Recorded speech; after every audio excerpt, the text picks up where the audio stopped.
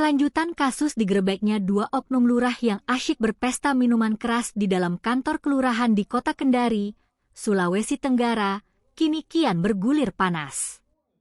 Setelah sebelumnya publik dibuat geram oleh kelakuan tidak terpuji para pejabat publik tersebut, kini identitas serta sosok dari dua wanita muda yang ikut terjaring dalam penggerebekan massal oleh warga pada Jumat malam, 12 Juni 2026 itu akhirnya terkuak secara gamblang.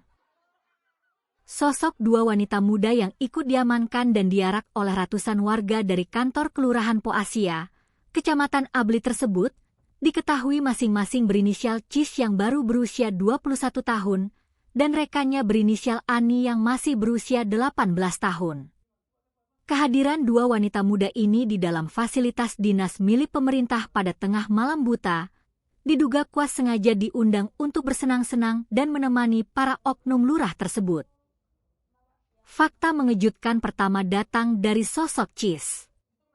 Perempuan berusia 21 tahun ini ternyata berstatus sebagai seorang mahasiswi aktif semester 6 di Fakultas Kesehatan Masyarakat atau FKM di salah satu perguruan tinggi.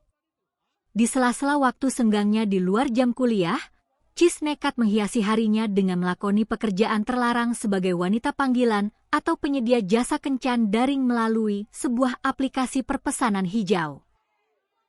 Dalam aplikasinya tersebut, ia menawarkan berbagai jenis pelayanan instan untuk memuaskan hasrat para pria hidung belang pengguna jasanya.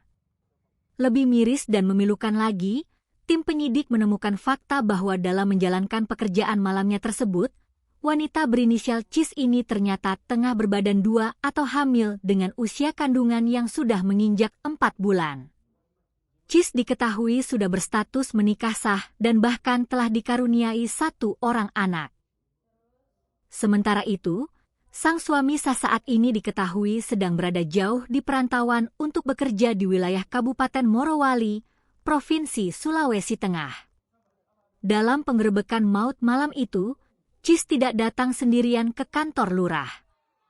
Ia datang berdua bersama rekan wanita mudanya berinisial Ani, seorang remaja berusia 18 tahun yang memiliki ciri-ciri fisik bertato di tubuhnya. Kedatangan kedua wanita muda ini ke kantor Kelurahan Poasia ternyata atas panggilan langsung dari oknum lurah Poasia berinisial ZM. Lurah ZM sengaja memesan mereka via aplikasi hijau untuk menemani dirinya serta rekan sejawatnya, yaitu Lurah Talia berinisial Ra, untuk menenggak minuman keras bersama hingga rencana berhubungan badan.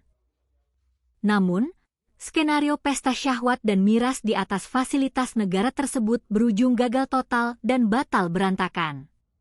Aktivitas terlarang keempat orang ini keburu diendus dan dipergoki oleh warga sekitar yang emosi.